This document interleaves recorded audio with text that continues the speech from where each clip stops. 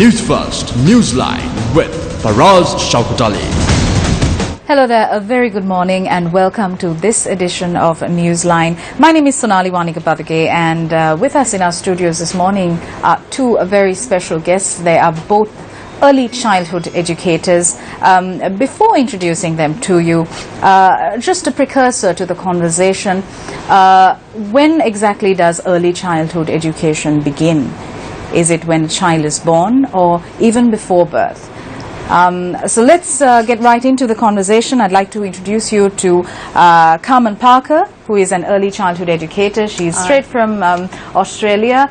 Good morning and welcome. Good morning. It's great to be here. And also Charmian Kolumbege. She's no stranger to early childhood education in Sri Lanka. Good morning and welcome, Charmian. Thank you for joining us this morning. When exactly does early childhood education really begin? Because when parents are expecting, they're told, read to your child, maybe do some exams, listen to music, Beethoven. So when really does early childhood education begin? It is a conception, and research also has now definitely Confirmed. proved that. Yeah, and as a Montessorian, Dr. Montessori spoke about that in her time, which is many, many years ago.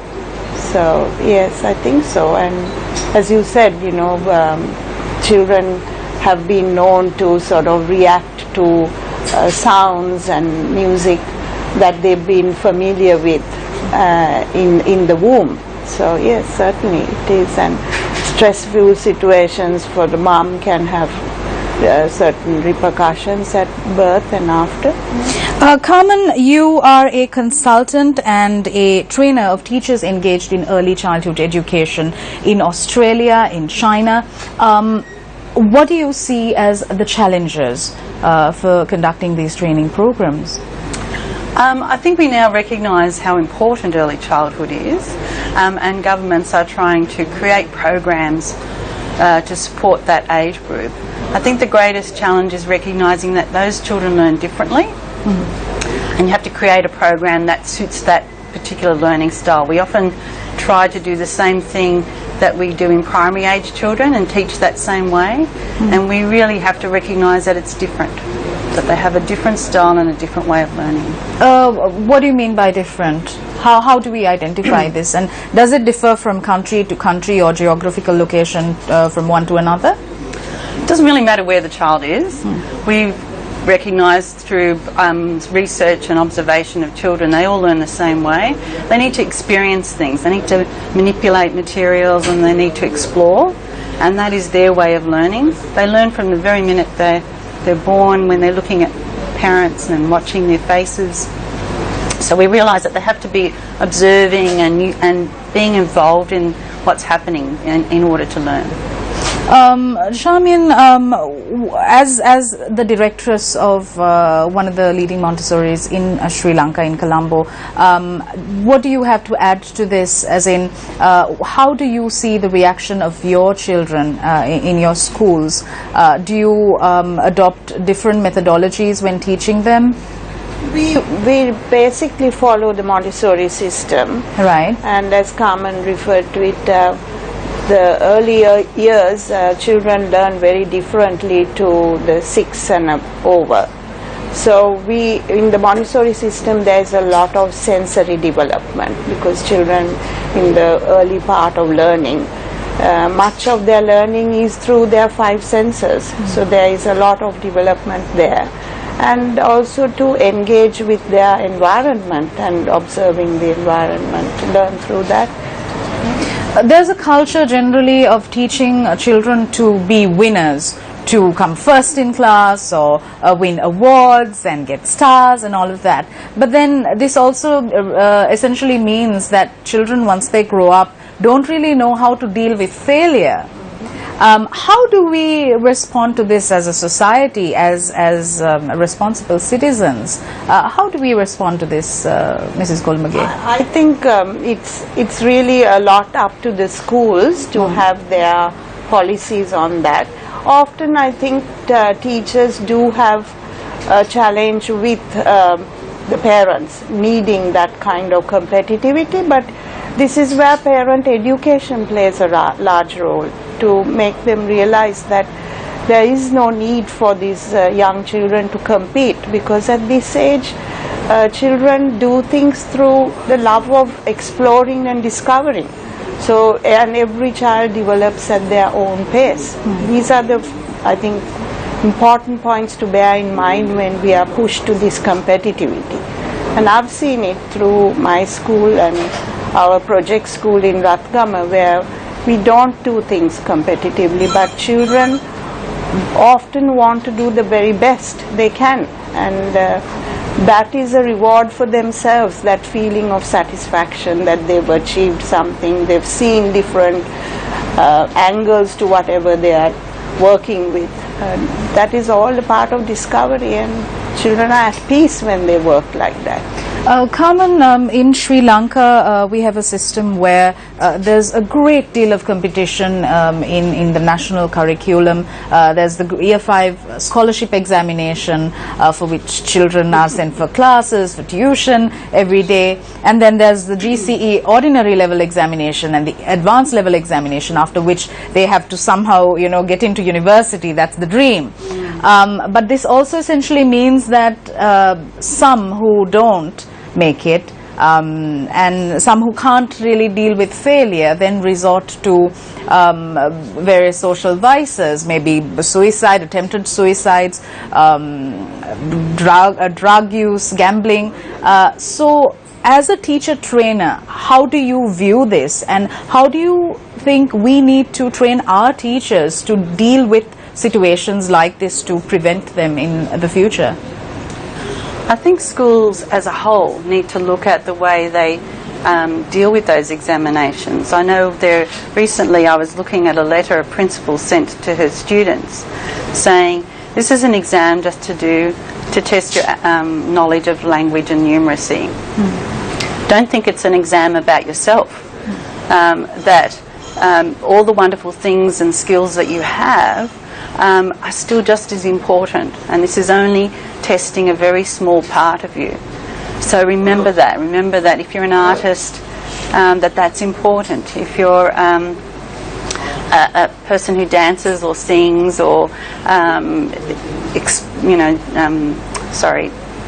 is interested in other things besides the academic side of life, that you actually can become and is just as important. Mrs. Kolambake, in Sri Lanka there is also the perception that you either have to become a doctor, an engineer, or one of the major professions. And there is not much scope or encouragement for a child to, say, become a singer or an actor or an artist when he or she grows up. So this is the mental conditioning that the parents give the child, saying, okay, when you grow up you need to be a doctor, and that is on the path on which the child then has to go on. But how does parent education then come in, and what role does the early childhood educator have in bridging this gap? It is, as you mentioned, it is a lot to do with parent education. And if the preschools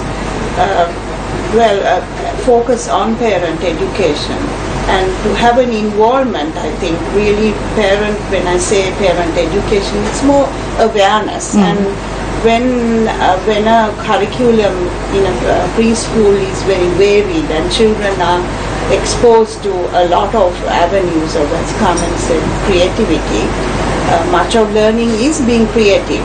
The parents do discover that their child has a special talent for a particular avenue of learning, and that can encourage them to pursue that. I have seen that in the Rathgama school, even fascination that the child had with home gardening. So this little child saw here the home gardening happening in his school environment, and he was fascinated by it. Now at the age of 10, he still has a very lush home garden, and it's his passion. So there the parents have discovered for themselves that this is a path that they can take the child down. So I think it has to definitely start at preschool to help the parents work with the child to find those things. I'd like to take this conversation to a more serious sort of area, which is violence within the home and the reaction of children to it. When parents have arguments or fight in front of children, obviously it affects them, it impacts them. How does one deal with situations like that? There are children who are disturbed, who display a lot of violence perhaps in the early years. How do you recognize these children, and how do you then respond to them? I think there are different reactions children have. Sometimes they're very silent. They may not necessarily be violent. And teachers, this is where training of teachers is so important to recognize these things. And with that, the Montessori environment is a place where the child is working by himself very often, or in groups of children at his own pace, and discovering so much for himself that he himself, within himself, is becoming a peaceful person. Which is a great attribute to him, having that sorting the problems out for himself that he faces amongst the adults in his life. If he is a peaceful child, he can deal with a lot of that aggression in the sense of not letting it totally disrupt his way of thinking. So I think again your school environment plays a big role, and the relationship he has with the adults in the school, the children in the school, all these things contribute to his finding that peace within himself. Carmen, when we speak about early childhood education, we can't just limit it to the city or the town. It also expands to the villages across the country. There's a lot of child abuse that goes unreported. How are teachers trained to deal with such situations? Well, in Australia we have a special training program that helps children to recognise the symptoms and to be involved with the child as we can by supporting them in a safe environment. But effectively, until people recognise the symptoms, it's not always easy to tell, because children don't necessarily speak out, and they're concerned about their own families, and sometimes they're threatened. So it's important that there is that special training to help people recognise and to know what to do after that. On top of that, we also need a government that's going to support that. If the child speaks out and then there's no person to do anything with that, then the child sees no value in having spoken, and that becomes difficult then, because there's some retaliation perhaps for their vocalisation. Right, so in Australia you're saying that there is a special training program that is provided to all teachers across the board? There is some as part of your training, your teacher training, and then if you're actually running a centre, then you have additional training that not only involves the recognition of the symptoms, but also the processes that the government has in place so that you can follow through with that. All right, thank you. On that note, we're going for a short commercial break. We'll be right back. Good morning and welcome back. If you're just joining us, we are in conversation with two early childhood educators, Carmen Parker and Charmian Kolumbage. Thank you, ladies, for joining us this morning. Mrs. Kolumbage, I'd like you to answer this question. How does Sri Lanka deal with cases of child abuse when it comes to preschool education? Are our teachers trained enough to handle such situations, or are they ignorant of the ways of dealing with this? The short answer is they're definitely not trained enough. But having said that, I think the government has made, in recent times we've seen steps taken towards the right direction. We are seeing the Child Protection Authority has become much more active, and they are engaging with schools, and I myself have had them in our school, where we've done a program not just for the teachers, for the parents as well, which is very useful. But is this happening across the board? Is this happening across the island, well, in villages as well as in towns? I'm not really in a position to say, but in our school in Rathgama, yes, we have had them come out. There are different organizations as well that are doing it. So I think there has to be a little more structure to the trainings, and certainly teachers should be given more intense training in this field, and a lot more parent guidance as well, as in all aspects of education. This is vital, where often parents don't know what choices they have in such situations, to where they should go to for help, that kind of thing. So yeah, there is a lot more to be done, certainly. Carmen, the government is a major stakeholder in molding a child's future, because they're obviously the future of the country. What do you, in your expert opinion, as an early childhood educator and consultant, believe that the government should be doing, that any government should be doing, to ensure that early childhood education is done right? I think they have to be talking to early childhood teachers. Sometimes governments make policy without including them, and so they don't recognise the needs. I know that a survey's been going around Sri Lanka talking to teachers about their situations, and that's a really good step in the right direction to find out what the real problems are and the real experiences of early childhood environments. To look at children and say, what is it they actually need, not make a decision about what they think is needed. And I suppose part of what we're trying to promote is that idea that let's look at children and go, what do they actually need? They need a safe, orderly, clean environment with all the facilities of water and toilets, and a place where they can learn with security and safety. And that doesn't necessarily require a large amount of funding, but it does need a minimal amount of funding. And there are many people in Sri Lanka who are doing this with nothing. I'm so impressed with them. You know, I go around and think, how can you create this? But their commitment to the children is amazing, and they should be utilising that commitment to do something really wonderful. In your visit to Sri Lanka, you did go to Rathgama and Jaffna as well. What did you feel was the difference in the village sort of preschools as opposed to the ones in Colombo? I haven't done many visits in Colombo, so I'm not really sure. But I have seen teachers who are so committed and so interested in wanting to do the best for the children with the little facilities they have. And we have been meeting people who really want to learn more. So we want to provide that for them, and no matter what you do, and if you've got teachers who have that, then you're going to be able to really increase the standard of education, not only for the children in early childhood, but all of that carries right through their primary education, through their high school education. So all of that will eventually raise the standard throughout.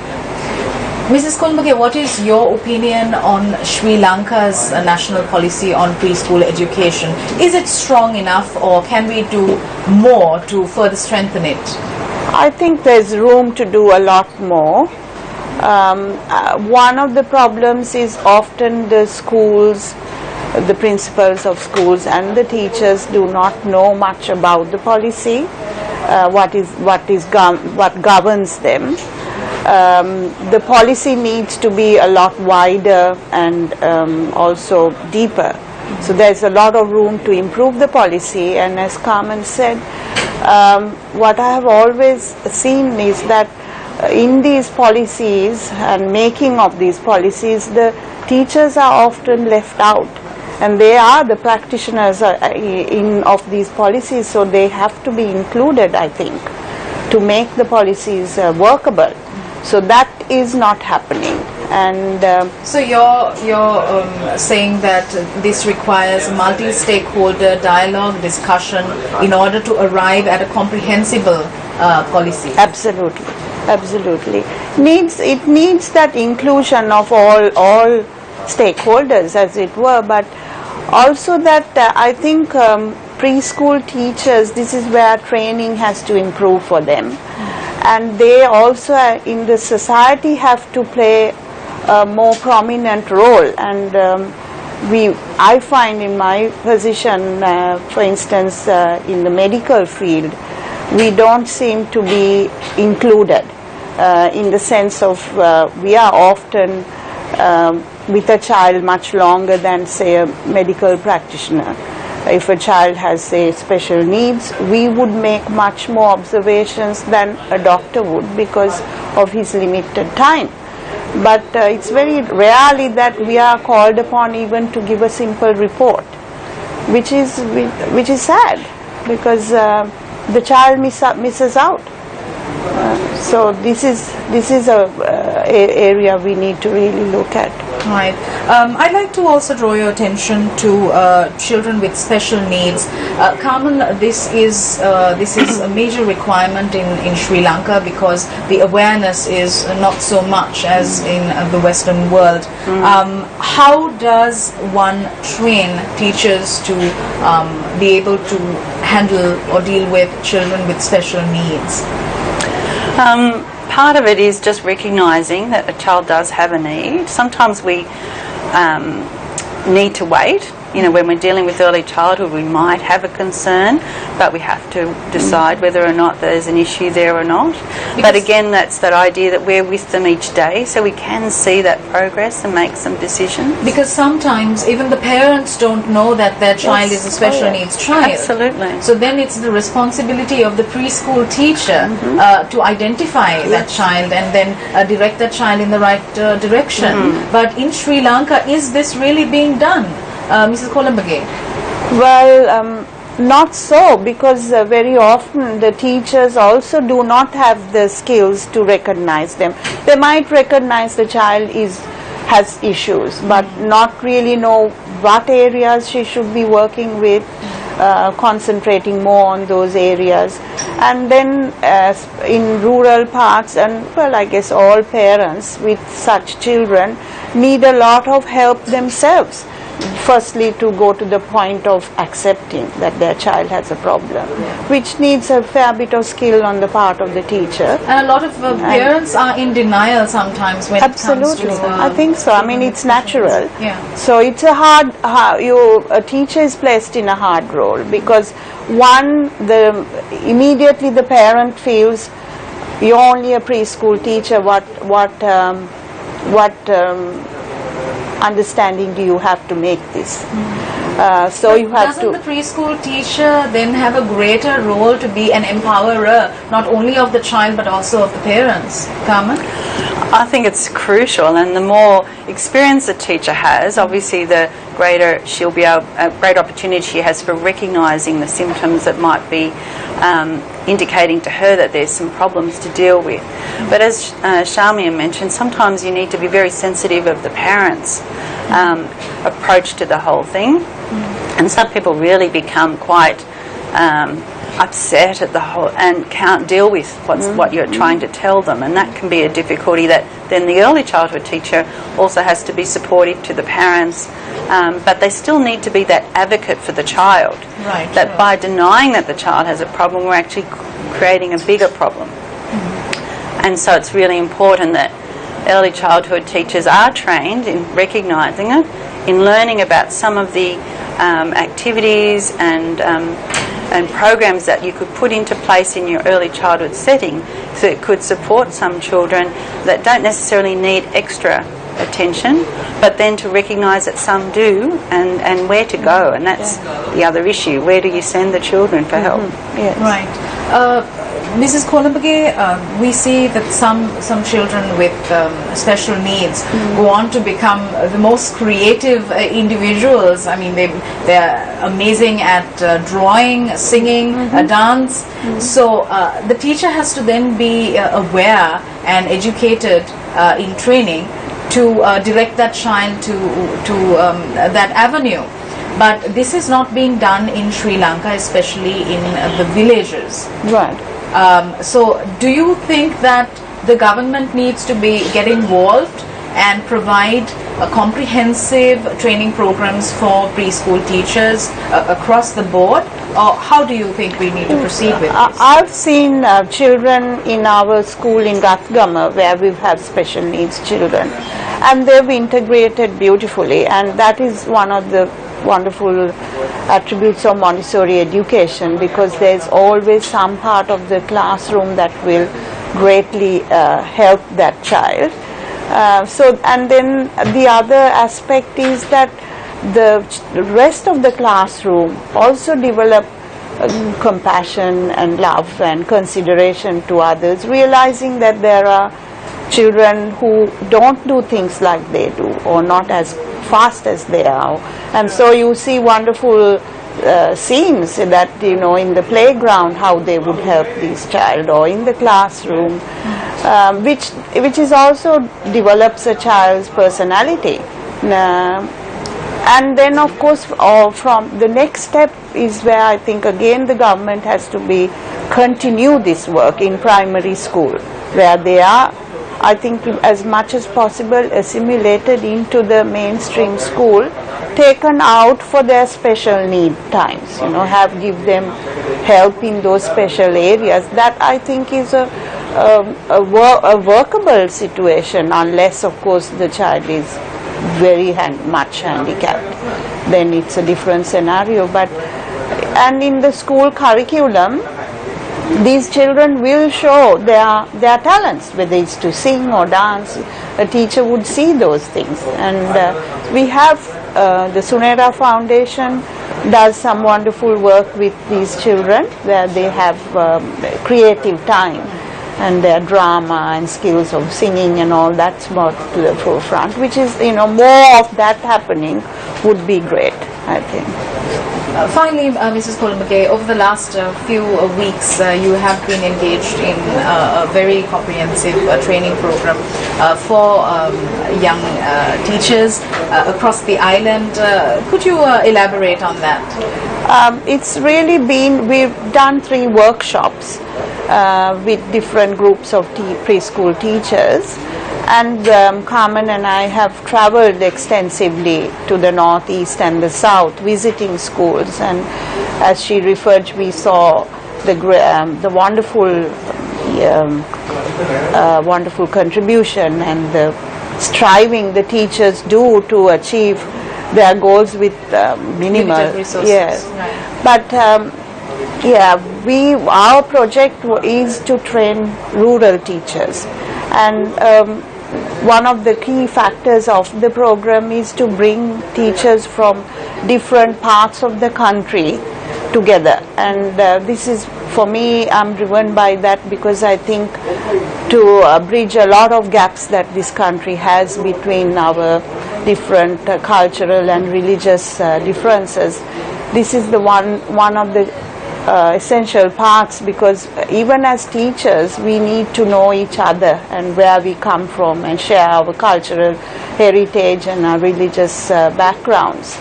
If we as teachers can understand those differences, I think then we impart that and we share that in our classrooms with the children, which is one of the key things in our training, that we are bringing teachers from all around. And they have a very comprehensive training in early childhood with all the different aspects. Carmen, as a person who has vast years of experience in Australia as well as China, what did you see as the key challenges to conducting training programs for preschool teachers in Sri Lanka? The key challenge is probably just getting people to acknowledge how important it is, and that this is actually a very powerful area of child development. The early childhood teachers have so much power. They're about to make an environment for a child that's going to help make a decision about the way the child looks at the world and their contribution to it. And that is going to be what the future of Sri Lanka will be about, what those early childhood teachers provide for the children and how they support that development for their future. All right. Thank you very much, ladies. Carmen Parker and Charmian Kolumbage, both early childhood educators. With that, we wrap up this edition of Newsline. We'll see you again tomorrow.